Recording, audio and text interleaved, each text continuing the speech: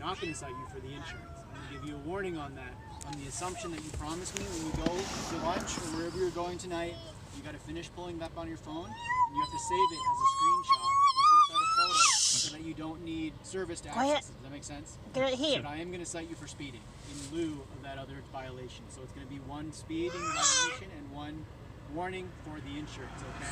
So let me hand you all your stuff. If you look at the face of the ticket I handed you, there's a fine amount on the bottom. I circled it. If you go to the second page, there's a bunch of instructions.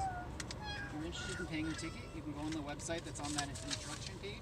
You can pay it within about 30 days with a credit card.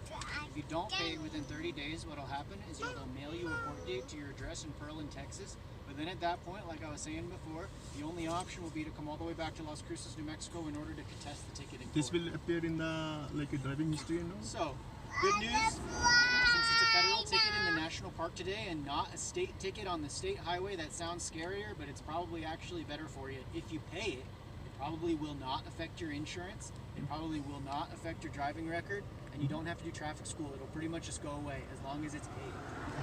Okay. Sure. If you have any questions about anything I said, I know I said a lot of stuff. No, sir. All right. I just Thank want you you. guys to be safe, so just be mindful of the speed limit. You have entered a 35 zone, and there will be a 25 zone in there. Also. Yeah, sure. I will take care of it. Thank you, sir. Thank you very much.